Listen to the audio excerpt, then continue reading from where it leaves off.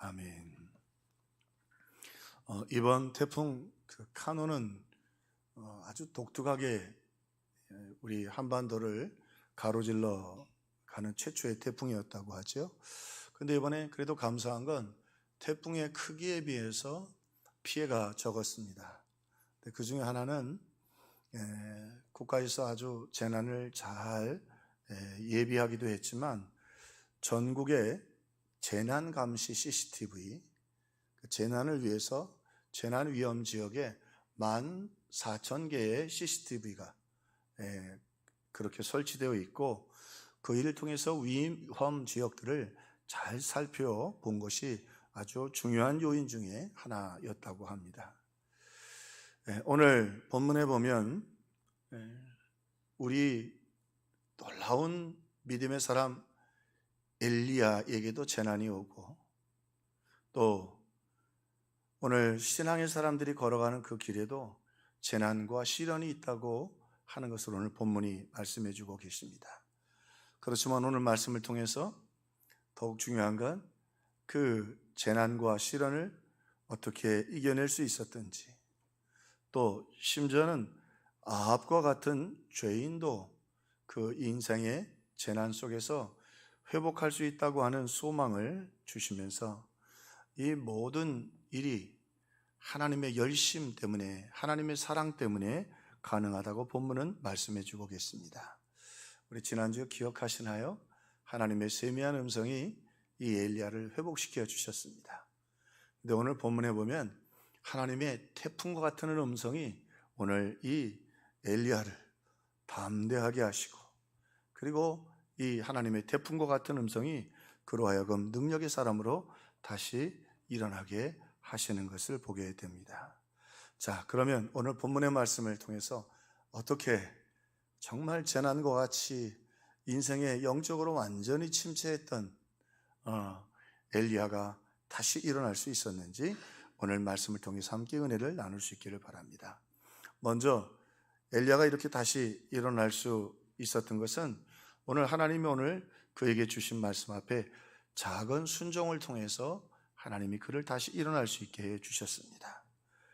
하나님이 찾아오셔서 엘리야를 그 음성으로 치유하시고 회복시킨 후에 하나님이 그리고는 엘리야에게 사명을 주시죠. 두 왕에게 기름을 붓고 그 다음에 엘리사에게 기름을 부어서 그가 다시 선지자로 세움을 받고 다음 세대에 하나님의 일을 위하여 너를 대신하여 일할 수 있도록 하라. 하나님께서 엘리야에게 말씀해 주십니다.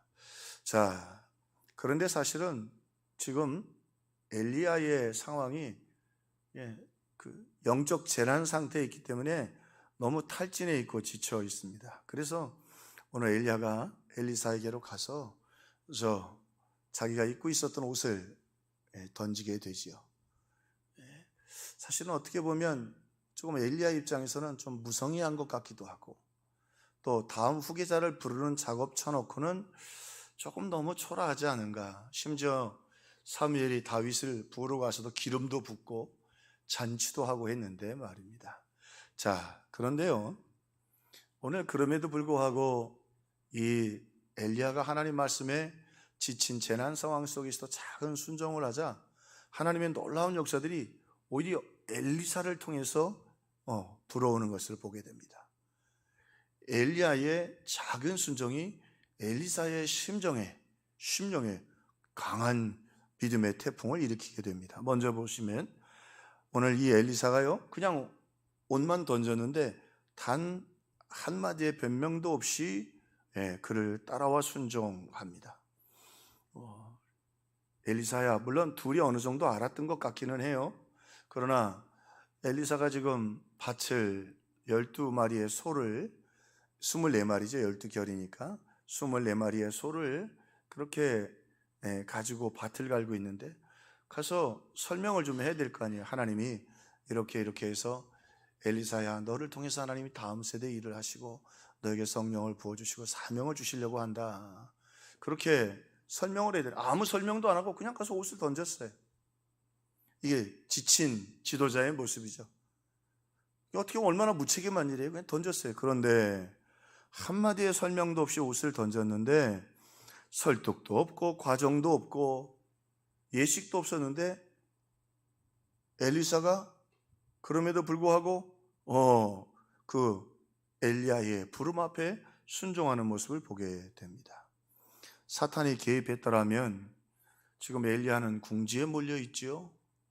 그리고 또 한편 엘리사가 지금 엘리야를 따른다는 건 상황이 아주 좋지 않습니다.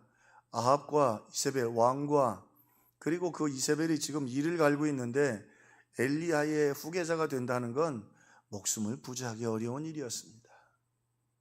근데 그럼에도 불구하고 오늘 엘리사는 하나님을 따르기로 합니다. 자, 또 오늘 말씀해 보니까 그가 즉각 소를 버리고 달려갔다 말이죠.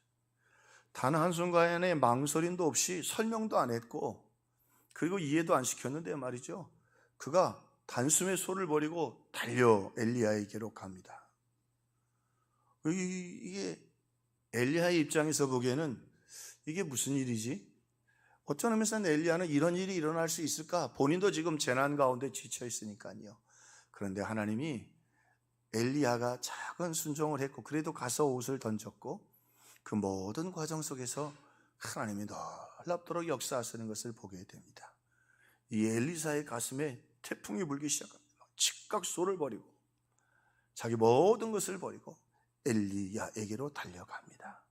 그리고는 그가 이제 엘리야에게 부탁하죠. 제가 우리 부모님들께 작별 인사를 하고 따라갈 수 있도록 도와주십시오. 근데 여기서 조금 조심해야 됩니다.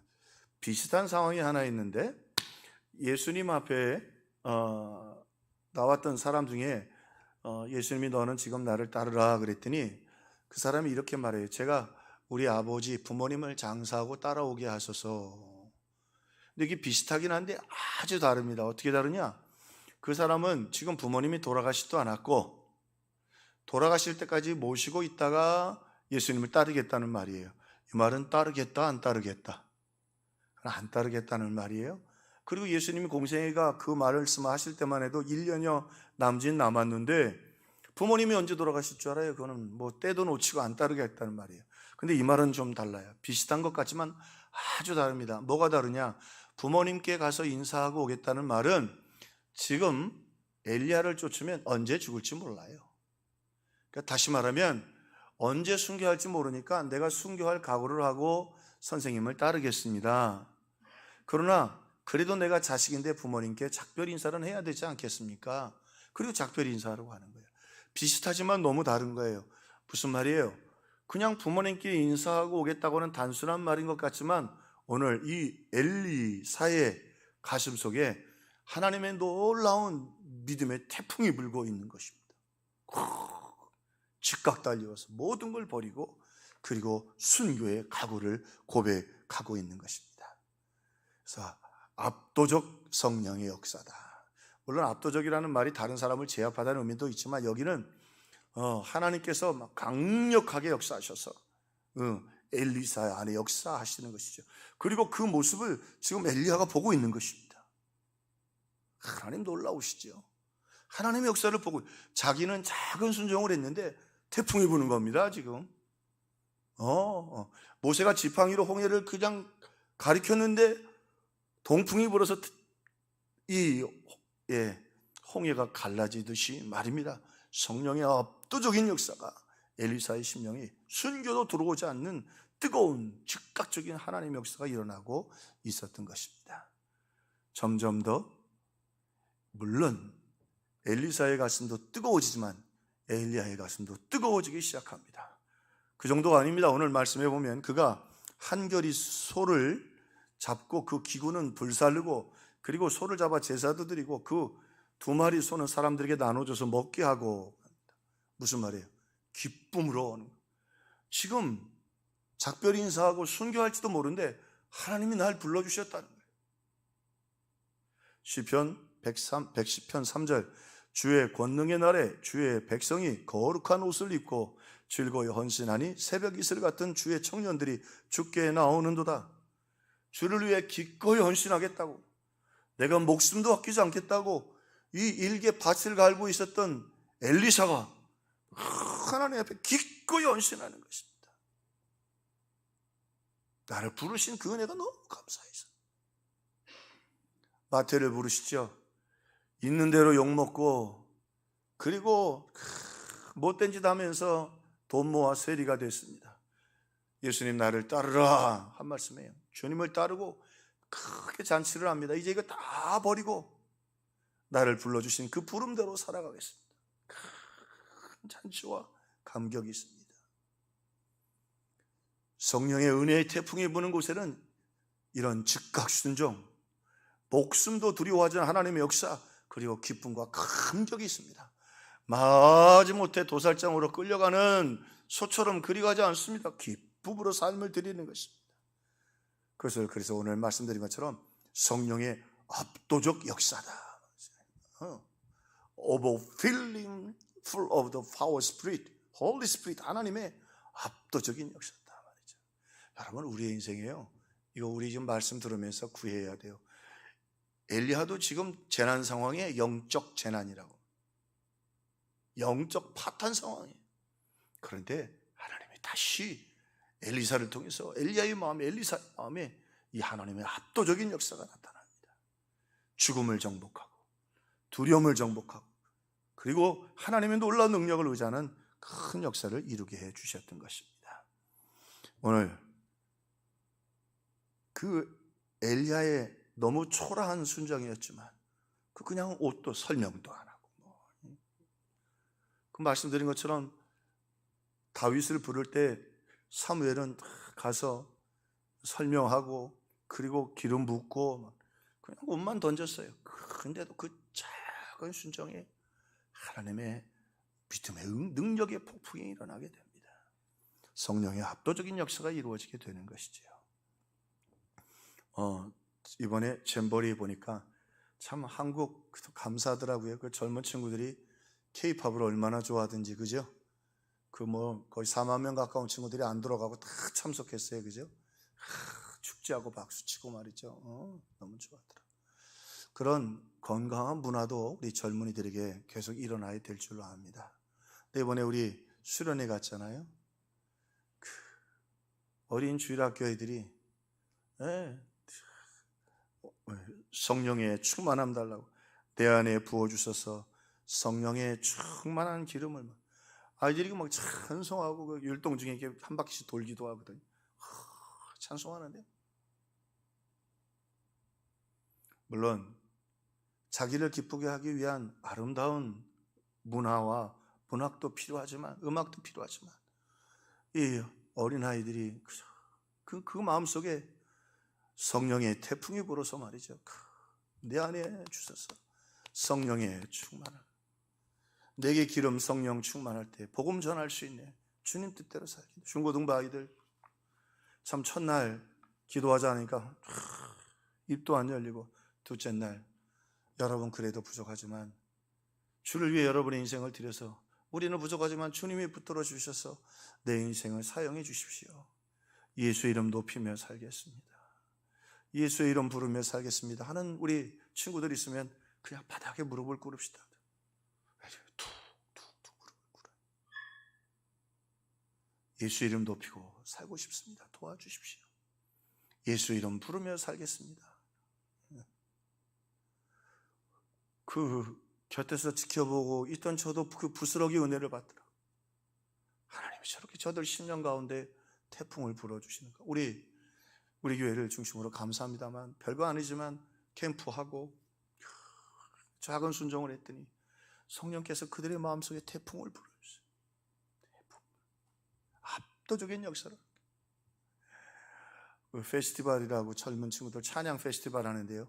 와, 11시 50분까지 1시간 동안 막 내내 서서 찬송을 합니다.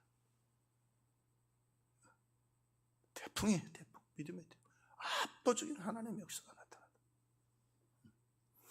그뿐만이 아닙니다. 오늘 엘리야가 엘리사를 봅니다. 그 안에 또 겸손히 헌신을 합니다. 오늘 그가요, 이제 엘리야가 나중에 승천하고 나라가 어려울 때 지도자를 찾습니다. 그러니까 선지자가 없느냐, 그러니까 엘리사를 주변에 소개를 해요. 그래서 엘리사를 뭐라고 소개냐면 엘리야의 손에 물을 붓던 사람입니다. 그렇게 겸손한 종이라는 거예요. 아시지만 12결의의 소, 24마리의 소를 당시에 그렇게 집에 두었다는 건 큰 부자예요.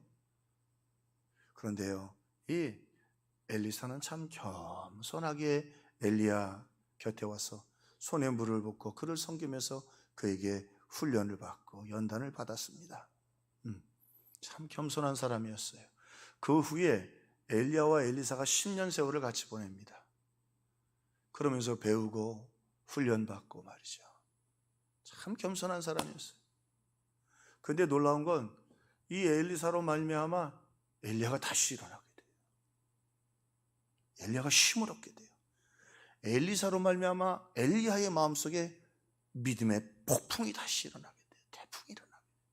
강력한 역사가 나타나게 되죠. 얼마나 겸손하든지요, 마지막에 엘리야가 승천할 때도 끝까지 엘리야를 쫓아가고 엘리야를 통해서 하나님이 자신에게 능력 주실 줄로 믿고 끝까지 승천하는 모습을 보고 마침내 갑절의 영감을 받고 엘리야를 이어서 하나님의 역사를 이어갑니다. 이 엘리사를 관통하는 놀라운 하나님의 섭리 중에 하나가 이 겸손이에요. 참 겸손했어요. 하나님 겸손한 사람 좋아하십니다. 그 겸손의 태풍을 보면서 엘리야의 심령에도 하나님의 놀라운 역사가 이루어지게 되었던 것입니다. 자, 그러면서도 오늘 이 본문의 말씀에서 성경에서는 참 세밀해요. 근데 엘리사를 부르는 과정과 그 겸손한 모습 속에서 하나님이 쓰시는 사람들의 하나님이 쓰시는 귀한 장점이 있습니다. 그게 뭐냐면 겸손과 함께 성실하다는 거예요. 오늘 밭을 갈고 있는 중에 엘리야가 찾아갔어요. 사실은 엘리야가 가르치던 선지 생도들이 꽤 있었어요. 근데 하나님은 예수님도 일하는 현장에서 사람들을 불렀어요. 베드로도 언제 부르시죠? 물고기 잡고 있는데. 회당에서, 죄송합니다, 회당에서 뭐 그냥 왔다 갔다 하는 사람 쓰지 않고 일하는 현장에서, 그리고 밤새도록 고기를 못 잡았어도 그저 한 번 더 그물을 내리라고 하면 최선을 다하는 사람들을 사용하셨어요. 왜 그렇죠? 오늘 하나님의 지도자들은 양들을 돌보는 목자가 되어야 합니다. 목자는 양들과 함께 있어야 합니다. 양들을 이끌고 가야 합니다. 양들을 돌봐야 합니다. 심지어는 피부병이 많이 그러면 그저 양을 들어다가 그 기름통에 담급디다. 조그만 건 발라줘도요. 그러면 온몸에 다 묻어도, 그리고 또 밤에는 양들을 또 지켜줘야 합니다. 성실하고 진실하지 않으면 양을 맡길 수가 없습니다. 그래서 예수님도 나는 선한 목자라고 하셨고, 하나님이 사람을 쓰실 때 이렇게 최선을 다하는 성실한 사람을 쓰시죠. 엘리사가 얼마나 성실하게, 우리로 얘기하면 당시 상황에서는 이 엘리사는 그렇게 종들도 많이 있고 그 정도면 집에 있으면서 청지기를 도와서 해도 됩니다. 근데 거기서 최선의 현장에 나가서 일하는 사람, 성경에 보면 비슷한 사람이 하나 소개되는데 룻기에 나오는 보아스라는 사람이 있어요. 나중에 룻과 결혼해서 다윗의 조상이 되는, 성경이 참 칭찬하는 인물이죠. 그 사람은 그 지역의 유지라서 최고의 부자였는데, 그 어디서 룻을 만나냐면 그 들판에서 만나요. 집에 있으면서 종들 시켜도 되는데 그 벌판에 나가서 같이 일하고, 아침에 나가면 여호와께서 여러분에게 복 주시기를 원합니다, 일하는 분들을 축복하고요, 또 그뿐만이 아니라 밤에 거기서 같이 잤어요. 그리고 그 벌판에서 룻을 만나서 위대한 축복의 가문을 이루게 됩니다. 왜 그렇게 하나님이 이런 일들을 보여주실까요? 하나님은 양무리들을 맡기고, 오늘 우리에게 은혜 주실 때요, 우리 새겨 들으셔야 합니다. 우리는 믿는 사람들은 전부 다 작은 목자들입니다. 우리 가정이 되었던, 직장이 되었던, 이게 기독교가 지나치게 이기적이고 독선적인 종교로 변화할 수 있는데 그렇잖아요. 우리가 돌보고 섬겨야 될 사람들이 있고, 그들을 위해 부지런한 사람들을 하나님이 사용하시고 역사해 주신다고 하는 것입니다. 예수님은 그래서 나는 선한 목자라고 하셨어요. 이 땅에 계시면서 다 사람들이 잊어버렸던, 제사장들은 성전에 있었고 왕은 왕궁에 있었지만 예수님은 병든 사람들, 지친 사람들 다 찾아다니셨어요. 그들의 소리를 듣고 만져주셨어요. 심지어 사마리아 우물가에 있는 여인을 찾아가셨는데 남편이 5이 있었고, 그리고 지금 살고 있는 남자도 결혼도 안 하고 사는 여자였어요. 자, 그런데 당시 시대를 좀 이해할 필요가 있는데, 오늘 아침에도 제가 그 샤밍, 파키스탄에 있는 의사 조그만 우리 보내주는 카톡을 받았는데, 평안하십시오, 좋은 주일 되십시오, 이렇게 자주 보내주셔요. 근데 그분이 지금도 그 무슬림의 당시의 중동 상황도 비슷했는데, 뭐냐면 말씀드리는 것처럼 젊은 여자 데리다가 결혼해요. 거기 일부 다처니까. 그 다음에 아기 낳고 나이가 들면 여자를 내쫓아요. 거짓 증인 세워가지고. 그게 또 젊은 여자들이 보고, 또 애 낳고, 돈이 좀 많은 사람들은 뭐 나이가 들면 이 여자는 식당, 이 여자는 밭일, 이 여자는 자녀교육 이렇게 맡겨놓기도 하지만 내보내는 일이 꽤 많았어요. 자, 무슨 말이냐? 이 어려운 사마리아 상황 속에서 여인이 남편이 5이었다. 이 말은 5번 버림받았다는 말입니다. 참 아프고 힘들고, 지금도 먹고 살기 위해서 어떤 남자에 빌붙어 있는 거예요. 예수님, 그 시대의 상황에 제자들이 보기에는, 이해 못하는 사람들 보기에는, 아, 예수님은 왜 저런 여자하고 얘기하나? 해필은 왜 저런 여자 곁에 계시나? 주님은 그 잃어버린 양인, 그래서 버림받고 상처받고, 그리고 동네 사람들한테 그 손가락질 받는 그 불쌍한 여인을 주님은 찾아가 주셨어요. 그 더위에, 다른 사람들 더워서 중동지방은 낮잠 자는 그 시간에 그 여인을 찾아가 주셨어요. 우리 주님은 성실한 분이셨고, 또 그 부지런하고 남을 돌볼 수 있는 성실한 사람들을 사용하십니다. 엘리사도 그랬고, 예수님도 그랬고, 그리고 보아스도 그렇게 복을 받고 다윗의 가문이 되었던 것입니다. 다윗도 벌판에서 양을 치고 있을 때 부름을 받았잖아요. 형들은 집에 있었고 다윗만 벌판에 있었어요. 근데 하나님은 벌판에 있는 다윗을 쓰셨어요.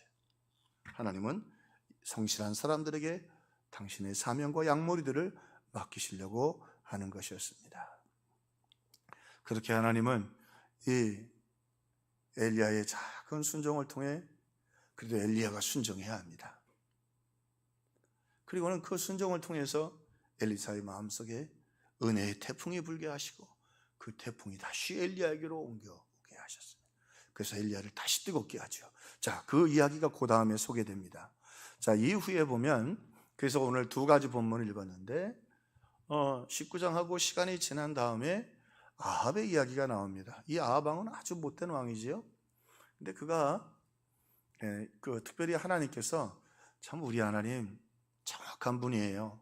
성경에 보면 하나님이 선을 굵게 거둔 몇 가지가 있습니다. 그 중에 하나가 뭐냐면, 둘이 합하여 한 몸 되라는 거예요. 일부 다쳐 안 된다는 말이에요. 부인도 열어두지 말고, 그리고 아내도 열어두지 말라, 남편도 열어두지 말라.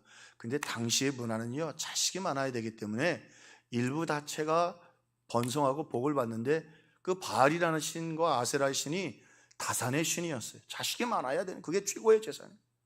하나님은 안 된다. 둘만 부부다. 그리고 간음하지 마라. 간음하지 말라. 하나님 정확하게 써놓은 것이었어요. 그렇게 우리의 복지를 위해서, 행복을 위해서 하나님 주신 말씀이 또 하나 있는데, 땅은 하나님의 것이니 사고 팔지 말라. 혹시 땅을 사고 팔게 되면 임대료 정도 주고 안식년이 되는 7년째가 됐을 때 다 본인에게 돌려줘라. 땅을 팔고 살지 마라. 여러분, 우리가 지금 다 힘들고 불행한 게 뭐예요? 땅 팔고 살아서 돈 벌었다고 하지만 그게 우리 다 망가뜨리는 거예요. 땅은 누구 거다? 하나님의 거다. 손대지 말라. 빌려줬다가 싼값에 빌려주고 하나님이 주신 땅에서 서로 의지하고 서로 나누어주면서 살아라. 우리 하나님 멋진 분이에요.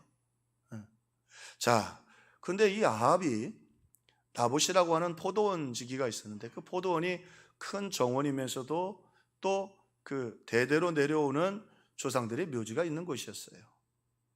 근데 아마 잘 가꿨나 봐요. 그러니까 자기의 별장처럼 쓰고 싶었던 모양이죠. 그 포도원을 좀 내게 팔아라. 내가 다른 땅을 더 좋은 곳으로 주마. 그랬더니 나봇이 이런자 거절을 했어요. 하나님이 땅을 팔지 말라고 하지 않으셨어요. 하나님이 금하셨습니다. 그게 거절을 당하니까 이 못된 인간들은 혈기가 많아요. 화가 나가지고 집에 가서 부글부글거리고 막 그래. 그 못된 이세벨이 왜 그러세요, 여보? 아니 나봇이 내가 땅을 달라는 것도 아니고 팔라고 하는데 저렇게 막 하나님이 금하신 거라고 저는. 이게 우상 숭배자거든요. 그건 뭘 걱정하시냐고 거짓 증인 둘 세워놓고 돌로 쳐서 죽였어. 다 못된 여자, 못된 사람이에요. 자, 그런데 하나님이 이제 다시 엘리야를 부르십니다. 엘리야야, 아합이 이렇게 못된 짓을 해서 의인 나봇을 죽였다. 너는 가서 이렇게 판결문을 하고 그에게 이제 말을 해라. 네가 죽어서 네 피를 개가들이 핥을 것이고 네 부인 이세벨의 시체를 개들이 먹을 것이고, 그리고 잘 들어라, 네가 왕이라고 큰 소리 치는데 너희 집에 남자 씨를 말려서 다 멸할 것이다. 여러분 기억나세요? 얼마 전에 엘리야가 어떻게 했죠? 이세벨의 말을 듣고 142km를 도망했어요. 그 영적 재난 상태에 있었어요. 그런데요, 하나님이 작은 순종을 통해 엘리사 안에 은혜의 폭풍이 불게 하셨고, 그 믿음의 모습을 보고 엘리야가 달라졌어요. 도망갔던 엘리야가 아합을 찾습니다. 찾고는 아합에게 나가니까 아합이 엘리야에게 이르되 내 대적자요. 싫은 거죠. 아주 450명이나 되는 바알과 아세라 선지자, 자기가 가까이 있던 사람들 다 죽었죠. 내가 나를 찾았느냐? 내가 나를 찾았느냐? 이거 보니까 엘리야가 아합을 찾아갔어요. 혼자. 아합 앞에 가면 죽는 거예요. 그 찾아갔어요. 그러니까 엘리야가 대답합니다. 내가 찾았노라. 내가 내 자신을 팔아 여호와의 보시기에 악을 행하였으므로. 이 찾았다는 말 함차탄이라는 말인데, 내가 너를 체포하러 왔다는 뜻이. 내가 너를 찾아왔고 너를 판결하라고 왔다면. 오유야. 여러분, 우리가 말씀 들을 때 말씀 들으면서 아멘 아멘 하는 거, 하나님 이 믿음 우리에게 주시기를 원하십니다. 엘리야도 다시 일어났잖아요. 저는 말씀 준비하면서 제 안에 여러분 하나 이런 담대한 믿음이 회복되기를 주의 이름으로 축원합니다. 우리 시대는 항상 쉽지 않습니다. 태풍 지나면 겨울 또 올 거고요, 그죠? 겨울 오면 또 또 재난도 있고 여러 가지. 그러나 그 모든 일 가운데도 하나님이 함께 계시면 우리 10년 가운데 믿음의 태풍이 불면, 은혜의 태풍이 불면, 그 142km나 도망갔던, 대전까지 도망갔던 엘리야가 아합을 찾아갑니다. 네가 날 찾았느냐? 나 너 싫다. 가라 그랬더니 내가 널 체포하러 왔단 말이야. 내가 너를 판결하러 왔단 말이죠. 하나님 말씀대로. 그리고는 그 앞에서 아주 틀어듬 없이 엘리야가 옆에 군인이 있는 것도 아니고 하늘에서 불이 내린 것도 아닌데 그 가슴에 확신을 가지고 아합에게 선포합니다. 네가 죽어서 네 시신에 흘린 피를 개들이 먹을 것이고, 개들이 먹는다는 건 최고의 저주입니다. 네 안에 아합은 개들이 그 시신을 뜯어먹을 것이고, 네 집에 있는 남자들은 하나님이 전부 몰살시킬 것이다. 전멸시킬 것이다. 와, 하나님이 놀라운 담대함이야. 그런데 여기 하나님이 작은 순종을 통해 그냥 옷을 던지는 거였어요. 그냥 하나님이 하라니까 막. 근데 그걸 통해서 엘리사에게 은혜의 태풍이 불고 그 태풍이 다시 엘리야에게로 와서 담대하게 됐습니다. 이제 또 하나 여기 놀라운 태풍이 봅니다. 그게 뭐냐면, 이 아합이, 이 못된 인간이 엘리야의 말을 듣고, 말씀해 보니까 아합이 모든 말씀을 들을 때 그의 옷을 찢고 굵은 배로 몸을 동이고 금식하고 굵은 배에 누우며 또 풀이 주고 다니더라. 이게 회개한다고 하는 말이거든요. 자기가 잘못했다는 걸 뉘우친다고 하는 거예요. 이 아합이 그 엘리야의 말 속에 대적하지 않고 엘리야 죽여버리면 그만인데 그거 못 죽일 게 뭐 있어? 야 당장 목을 쳐라 그러면 끝나는 거죠. 오히려 아합이 회개해요. 그때 하나님이 이 태풍과 같은 독특한 말씀을 엘리야에게 주셔요. 아합이 내 앞에서 겸비함을 보았느냐? 그가 내 앞에서 겸비하였으므로 내가 재앙을 저의 시대에는 내리지 아니하고 그의 아들 시대에야 그의 집에 재앙을 내리리라 하셨더라. 무슨 말씀이냐면 구약에 보면 저주를 내리실 때 하나님이 그 저주가 3대까지 갑니다. 축복은 1000대까지. 근데 그 저주를 그 아들이 신실하면 그 저주가 그냥 집행이 유예돼 버려요. 그냥 이 아들도 똑같이 죄를 지으면 그 저주가 임하게 되는 거죠. 자, 근데 하나님이 아합이 그렇게 하나님 앞에 회개하고, 근데 이거는 완전한 회개도 아니에요. 아주 작은 회개예요. 회개가 매튜엘리 같은 학자들도 이게 진실한 회개일까? 근데 그 다음에 왜냐하면 진실한 회개였다면 나봇의 포도원도 돌려줘야 하고 우상도 버려야 되는데 우상도 안 버리고 그리고 아합에게 포도원도 돌려주지 않았어요. 그러니까 진실한 회개는 아닌데 작은 회개는 했어요. 흉내는 냈어요. 근데 하나님이 회개는요, 흉내만 나도 은혜를 베풀어 주시는. 그래서 아합이 사는 날 동안 그 자식들을 다 씨를 말리지 않으셨어요. 근데 그 아들 여호람이 그러잖아요. 다 말려버렸었어요, 씨를. 어느 정도로 말리냐면 나중에 다윗 시대에 흉년이 들어가지고요, 남아있는 이 자식들을 다 심판할 정도로 하나님입니다. 그런데 이 아합이요, 하나님 앞에 회개했자 하나님이 태풍과 같은 말씀을 주세요. 그래도 회개하지 않았느냐. 자, 여기 두 가지 메시지가 있습니다. 하나는 이스라엘 백성들이 이야기를 듣습니다. 어떻게 하나님이 아합의 회개를 받으실 수 있지? 여기 중요한 메시지가 있습니다. 너희는 아합만큼도 회개하지 않지 않냐? 너희들 아합처럼 흉년에도 내봤느냐? 아합처럼 너희 옷을 찢고 배로 허리를 둥이고 그가 지금 배에 누웠다고 하고 느릿느릿 걷는다고 하는데 너희들이 너의 죄를 아파하며 내 앞에 이렇게 회개한 일이 있느냐? 태풍과 같은 조용한 음성입니다. 또 하나, 하나님의 강력한 음성입니다.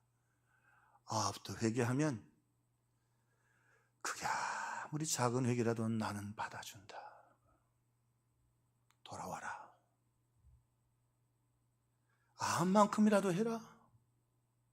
진실로 돌아오면 내가 너희들을 받아준다. 하나님의 넓은 가슴을 열고, 하나님은 율법의 하나님입니다. 그들의 죄를 생각해 보면 도대체 용서받을 수 없는, 그런데 아합도 하나님이 그가 회개함을 보았느냐, 그의 겸비함을 보았느냐, 하나님이 그리고는 저주를 뒤로 집행 유예시켜 주셨어요. 하나님의 놀라운 음성이었던 것입니다. 오늘 142km를 도망했던 엘리야, 하나님이 그 세밀한 음성 그리고 그 작은 순종의 태풍과 같은 역사가 엘리사에게 일어나서 그를 다시 아합에게 나가서 당당하게 선포하고, 네가 나를 찾았느냐? 찾은 게 아니라 너를 체포하러 왔다. 너 이제 끝났단 말이죠. 군인도 없었고 도울 자도 없었고 하늘에서 불이 내려오지도 않았습니다. 그러나 그의 심령에 하나님의 성령의 압도적인 태풍이 불어왔습니다. 이 강력한 은혜의 태풍이 저와 여러분의 심령에도 불기를 주의 이름으로 축원합니다. 아주 작은 일이었지만 그저 흉내만 내는 작은 회개였지만 하나님의 회개는 그것조차도 소중하게 여겨주셨어요. 그 저주를 집행 유예해 주시고 기회를 주셨던 거죠. 하나님 우리 회개를 귀하게 여겨주신다. 오늘 말씀을 우리 생각하면서 재난 중에 작은 순종을 했던 엘리야, 하나님 가서 하라고 하니까 옷만 던졌어요. 설명도 못했고 사무엘처럼 존어먹이도 하지 못했고 그저 작은 순종이었지만 하나님의 역사가 있었던 것처럼 우리 여러 영적으로 그리고 시대적으로 재난 가운데 있지만 오늘 우리 성도들도 작은 순종, 성경을 펴고 엘리사처럼 엘리야처럼 하나님 내게 말씀해 주십시오. 하나님의 음성에 귀를 기울이는 우리 성도들이 될 수 있게 되기를 바랍니다. 또 하나 오늘 말씀처럼 그 엘리사의 마음속에 엘리사가 무슨 자격이 있었어요? 엘리야가 무슨 자격이 있었어요? 성령의 압도적인 역사가 있었던 것처럼 구하라 주실 것이요 찾으라 찾을 것이요 문을 두드리라. 그 말씀은 우리가 필요한 것을 구하라는 말씀이기도 하지만 요한복음 가보세요. 구하는 자에게 성령을 주시지 않았겠냐. 무엇보다 성령을 주셔야 합니다. 성령의 압도적인 역사로 오늘 이번에 우리 캠프 때 우리 아이들을 보면서 저도 엘리야처럼 그 부스러기 같은 은혜를 보면서 하나님이 주시는 확신, 하나님이 주시는 기쁨, 하나님이 주시는 헌신의 놀라운 은혜의 태풍이 저와 여러분의 심령에 부르기를 주의 이름으로